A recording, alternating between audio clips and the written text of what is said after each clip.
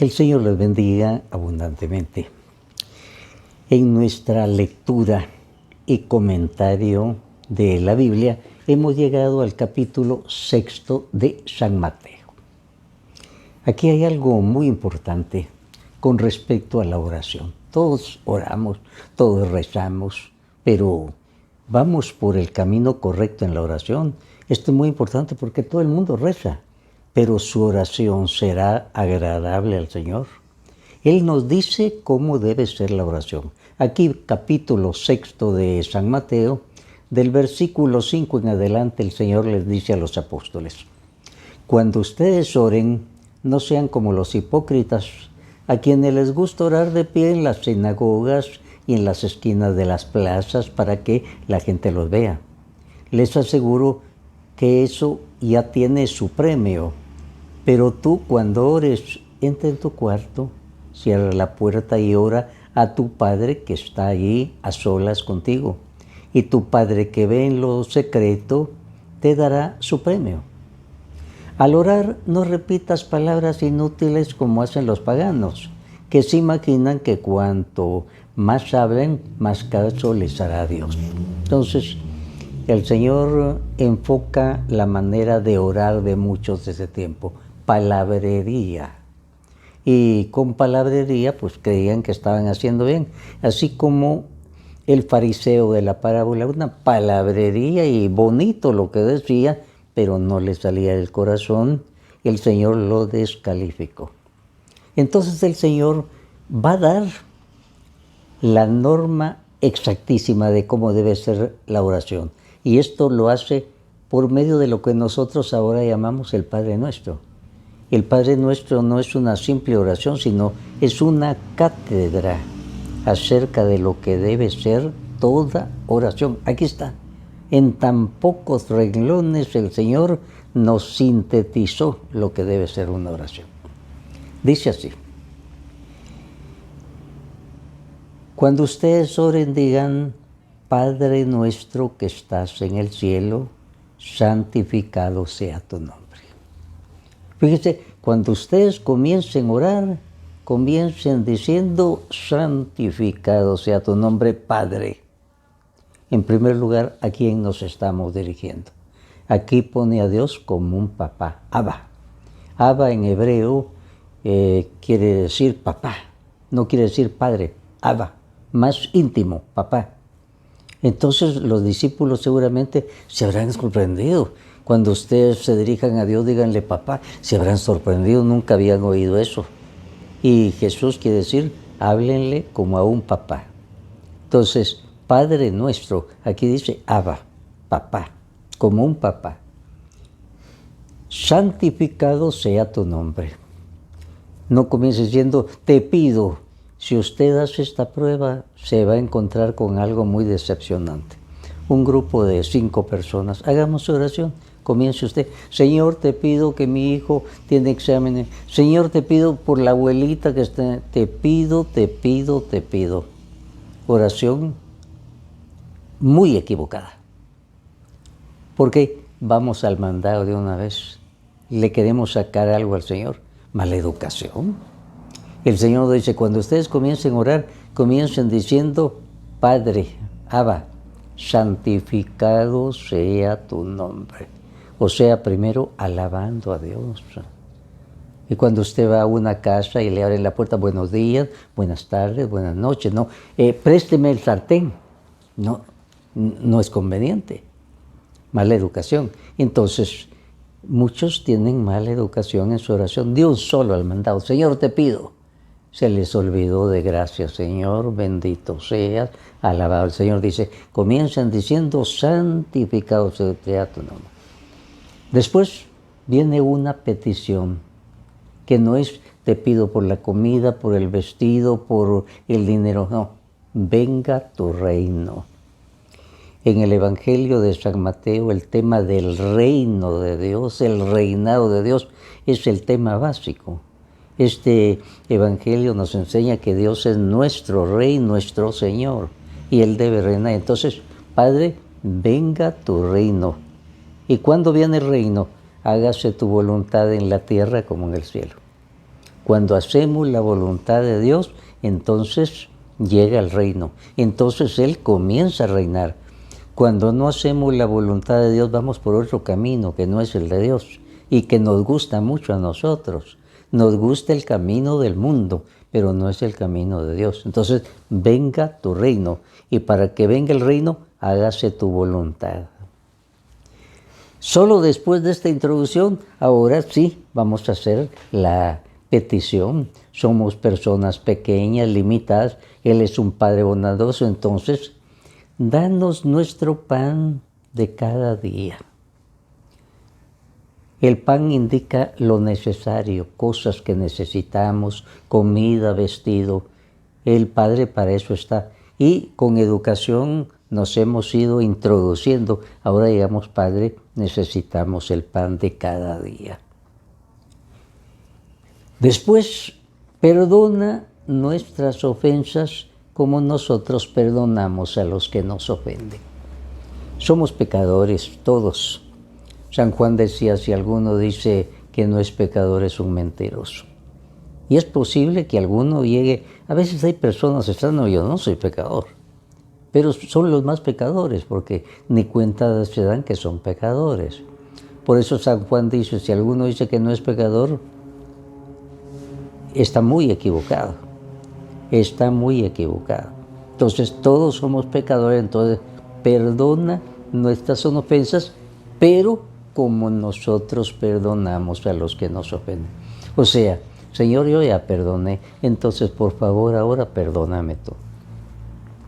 Jesús fue muy claro en decir, si al ir a presentar tu ofrenda ante el altar, te acuerdas de que tu hermano tiene algo contra ti, deja tu ofrenda y primero ve a reconciliarte con tu hermano. Si no, tu oración no llega a mí. Entonces debemos pedir perdón. Si tenemos algo contra algún hermano, ahí nomás esperamos. Tengo que perdonar primero a este hermano. Señor, ayúdame a perdonar. Y ahora que ya perdoné, entonces por favor perdóname a mí. Si nosotros no hemos perdonado, el Señor no nos perdona. Esta debe ser una cosa básica. Por eso, perdona nuestras ofensas como nosotros perdonamos a los que nos ofenden. No nos dejes caer en la tentación. No hay ninguna persona que no tenga tentación. El más santo, piense usted en el más santo, San Francisco de Asís, tuvo muchas tentaciones. Los grandes santos todos. Un alumno de San Juan Bosco, un santo Domingo sabio, joven, santo a los 15 años. Y sin embargo él contaba que a veces le dolía la cabeza, luchando contra tentaciones propias de los jóvenes. Él, el santo Domingo Sabio, tenía tentaciones pero no caía. O sea, tener tentación no es pecado. Jesús fue tentado, permitió que el espíritu del mal se acercara para tentarlo y nos demostró que tener tentaciones no es pecado. La tentación es aceptar.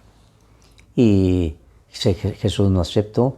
Nosotros podemos tener muchas tentaciones como han tenido los santos, pero el asunto es que con la ayuda del Señor no caemos. No nos dejes en tentación y líbranos del mal. Comentaristas de la Biblia dicen que aquí debería decir, líbranos del maligno. El mal es el diablo. Jesús nunca tuvo miedo de hablar del diablo. Algunos que se llaman teólogos tienen miedo de hablar del diablo. Jesús hablaba del diablo y lo presentó de entrada. Entonces, y líbranos del maligno. El maligno, el diablo, se nos acerca como a Jesús. Quiere ponernos zancadilla, quiere hacernos caer. Ese es su triunfo, hacernos caer. Repito, las tentaciones son para todos. Nadie ha sido eximido de las tentaciones. Entonces, para unos serán sexuales, para otros serán de tipo espiritual, con respecto al odio, con respecto a la bondad, al servicio, en fin, todos tenemos tentaciones. Esto del Padre Nuestro entonces lo expone San Mateo en su capítulo 6. Aquí pone el Padre Nuestro dentro del sermón de la montaña. Parte integrante de la enseñanza de Jesús es acerca de la oración. Ahora, En el versículo 19, siempre del capítulo 6, dice el Señor: no amontonen riquezas aquí en la tierra, donde la polilla destruye las cosas, se echan a perder, y donde los ladrones entran a robar. Más bien, amontonen riquezas en el cielo, donde la polilla no destruye, ni las cosas se echan a perder. Termina diciendo también: porque donde esté tu riqueza, ahí estará también tu corazón. Ese es el asunto. ¿Prohíbe el Señor ser rico? No, nunca prohibió ser rico. El Señor tuvo amigos muy cercanos que eran ricos: José de Arimatea, Nicodemo. Nunca les dijo, tienen que hacerse pobres, tienen que dar su... No, a un joven sí le dijo expresamente, porque aquel decía, yo desde chiquito cumplo, tengo algo para ti. Vente conmigo, ¡ay, qué bien! Pero para venirte conmigo, primero debes dejar tus riquezas, entregarlas a los pobres. Ahí se quedó enredado aquel pobre, no pudo seguir a Jesús. A él le pedía el Señor eso. El Señor no obliga al que es rico a deshacerse de las riquezas, sino darle un sentido social. Si tiene esa gran oportunidad que Dios le dio, tiene una gran obligación de atender a los demás también, a los más necesitados. Tiene mayor obligación él que los demás, porque a él le abunda el dinero. El Señor no le está diciendo, tienes que hacerte pobre materialmente. A algunos se lo pide el Señor, como al joven rico, pero no a todos les está pidiendo. Muchos de los amigos de Jesús fueran ricos, pero usar bien sus riquezas. El Señor le ha dado mucho, entonces le va a pedir mucho también. En el versículo 22, siempre del capítulo 6, dice: los ojos son como una lámpara para el cuerpo, así que si tus ojos son buenos, todo tu cuerpo tendrá luz, pero si tus ojos son malos, todo va a ser oscuridad en tu vida. Entonces, los ojos, símbolo, luz.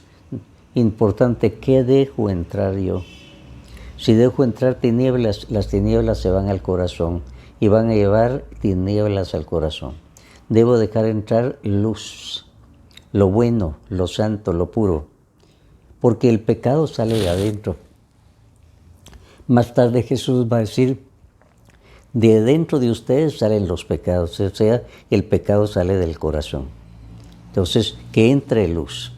También en el versículo 24 dice, nadie puede servir a dos amos, porque odiará a uno y querrá al otro, o será fiel al uno y despreciará al otro. No se puede servir a Dios y al dinero. O sea, el dinero no puede ser el Señor de nuestra vida. O es Dios o es el dinero. Vuelvo a repetir, Dios no prohíbe ser rico, no. Lo que prohíbe es que el dinero sea nuestro Señor que nos domine. Eso es lo que prohíbe. Y entonces aquí dice,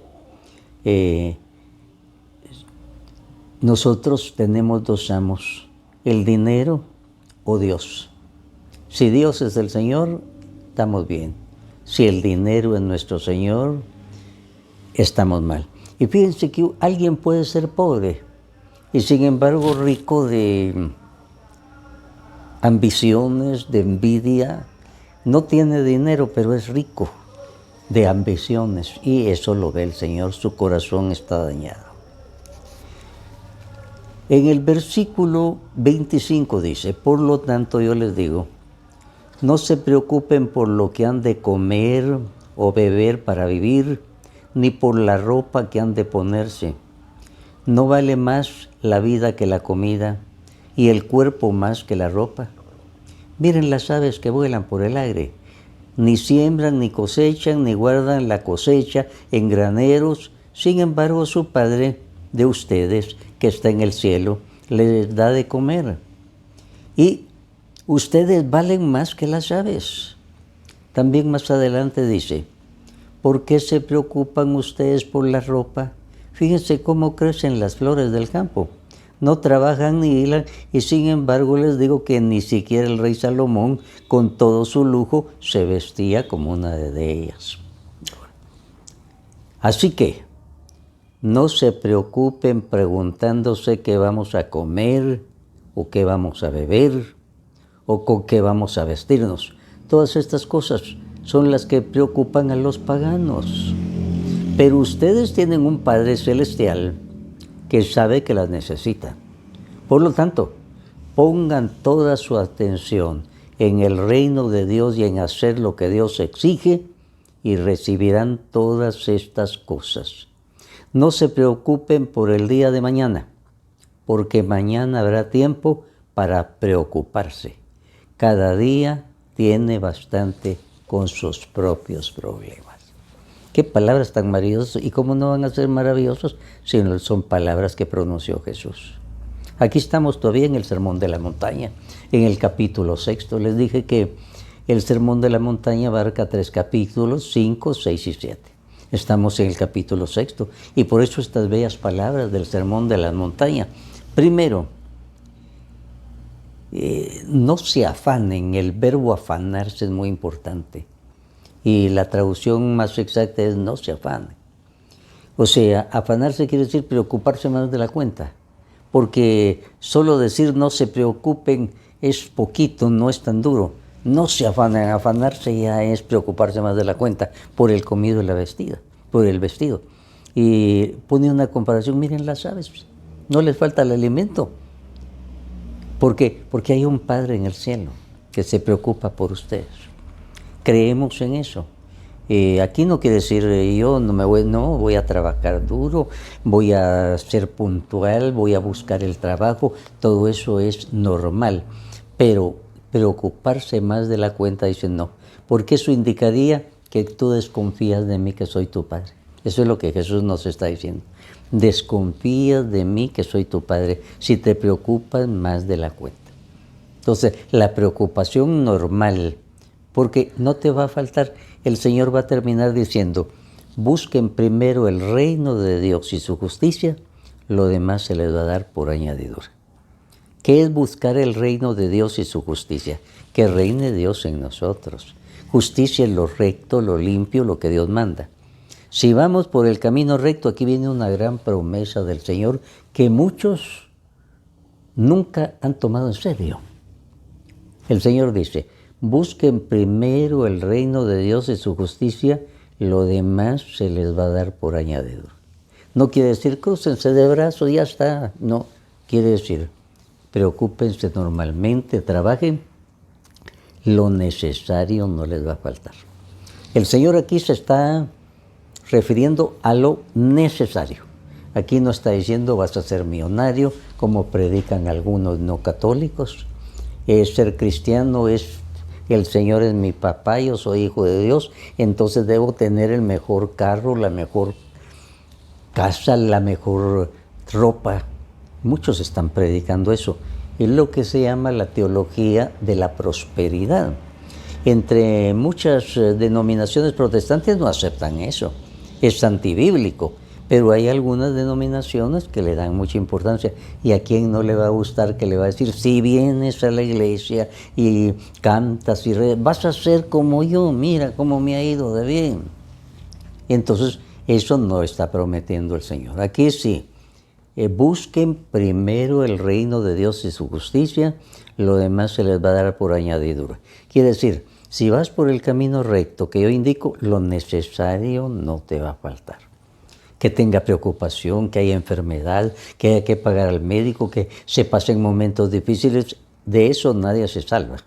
Me imagino que San José y la Virgen María pasaron por sus momentitos difíciles también, y eran los papás del Salvador del mundo, de Dios.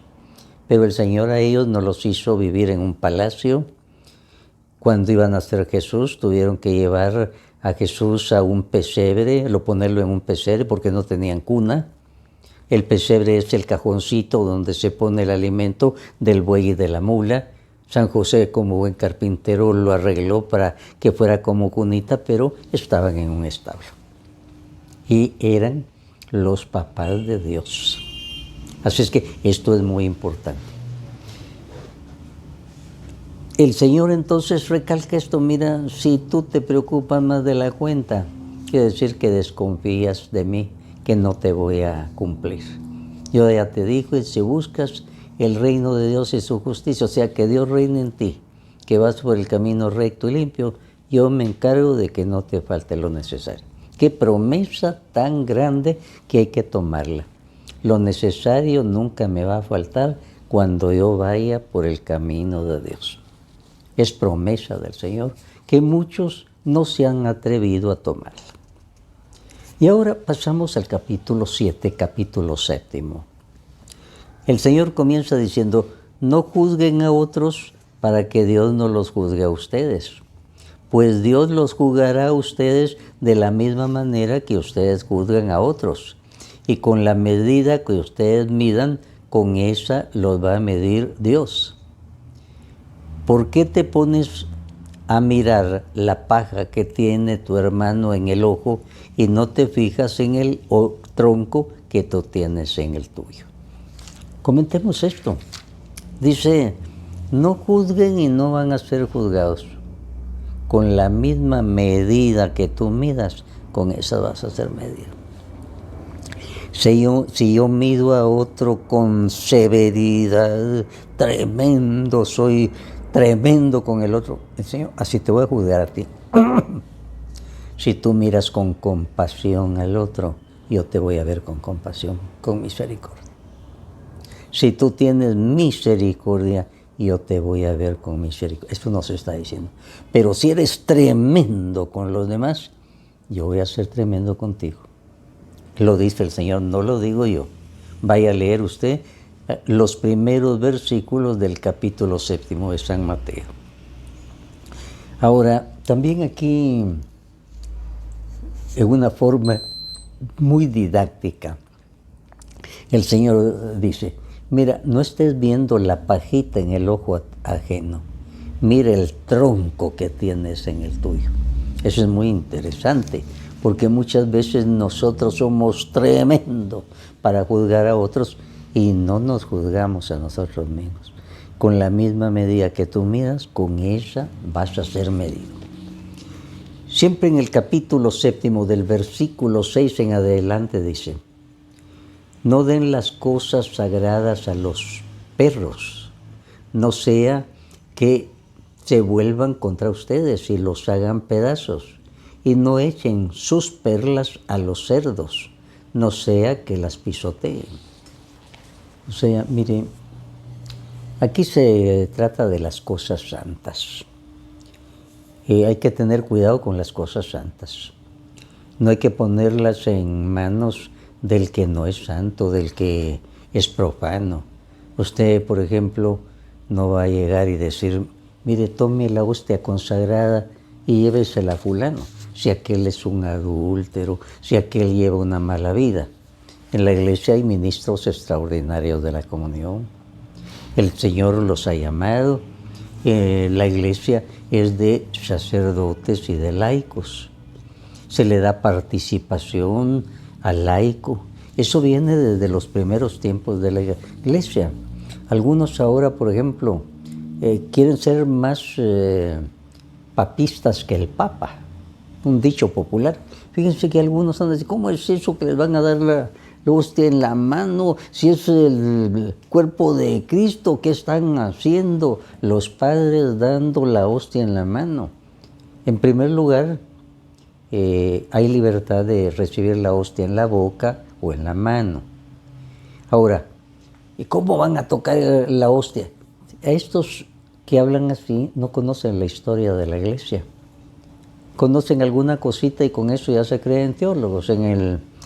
Esto se ve mucho en la línea, en el internet. Hay muchos que radicales creen que por ser radicales son mejores cristianos y resulta que son malos cristianos porque están condenando a sus hermanos y al Papa y a los sacerdotes. Fíjense quiénes son ellos para condenar al Papa. Pues resulta que en los primeros tiempos no se daba una hostia así como tenemos nosotros. Eso con el tiempo se llegó a una norma práctica. Imagínese usted, en el primer tiempo se le daba su pan en la mano a cada uno. El sacerdote consagraba el pan, el vino, se le daba su pan, pero piense usted dar pan a 1000 personas en un domingo, todo eso. Entonces se tomó eso, una hostia de pan ácimo, sin levadura. Por la fe, este es Jesús, ha sido consagrado. Pero podría ser un pan también, y se le podría dar en la mano. No se le va a ir metiendo todo el pan en la boca. Entonces se le podía dar en la mano.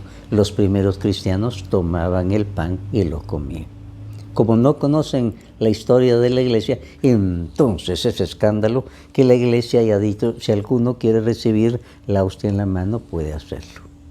Y en un momento de emergencia, cuando hay una pandemia, pues entonces, mire, lo conveniente es que extienda la mano y que el sacerdote le ponga ahí la hostia. Peligro, no hay peligro para usted ni para el otro. Entonces, los que son muy radicales, que critican a los demás, no se dan cuenta que están cayendo en un gran error. Mejor aceptar el magisterio de la iglesia, iluminado por el Espíritu Santo. Bueno, ahora el Señor en el versículo 7 dice: pidan y Dios les dará, busquen y encontrarán, llamen a la puerta y se les abrirá, porque el que pide recibe, y el que busca encuentra, y al que llama a la puerta se le abre. ¿Acaso alguno de ustedes sería capaz de darle a su hijo una piedra si le pide un pan? Qué comparación tan importante. Entonces aquí se nos habla de la oración. En la oración hay que pedir, hay que buscar, hay que llamar. Aquí no nos está diciendo el Señor, mire, con la oración como los campesinos, tronando y lloviendo. No. Busquen, llamen, sigan llamando, sigan tocando. El Señor nunca nos va a decir solo pidan y al ratito, no. Busquen, llamen, toquen. Hay que estar tocando la puerta. ¿Cuánto tiempo? Solo el Señor lo sabe. Aquí nada de ponerle tiempo a Dios. 9 días y a los 9 días me lo tienes que conceder. Si no, no vuelvo a la iglesia. Así hacen algunos. Eso pues indica que no tienen fe. Indican que no han leído la Biblia. Porque si leen la Biblia no pueden llegar a esas conclusiones. Entonces, eso es muy importante. El Señor dice, pidan, busquen, llamen. ¿Acaso alguno de ustedes sería capaz de darle una piedra a su hija o si le piden pan? Algún comentarista dice, cuando Jesús dijo esto, seguramente la gente se reía, ¿cómo le voy a dar yo una piedra a mi hijo si me pide pan? Pues Dios es Padre y nunca nos va a dar una piedra si le estamos pidiendo el pan de cada día. No le estamos pidiendo palacios, carros o el pan necesario. Nunca me lo va a negar. Y Él mismo dice, busquen primero el reino de Dios y su justicia, lo demás se les va a dar por añadidura. Hemos estado, llamémoslo así, imbuidos en el sermón de la montaña. Es que aquí está la esencia de la enseñanza de Jesús. Y esto hay que conocerlo y vivirlo. Aquí están cosas básicas que uno debe conocer y vivir. Quedémonos entonces aquí. Estamos en el capítulo 7 de San Mateo y hemos llegado ya al versículo 13, que va a seguir la próxima vez. Que así sea para todos nosotros.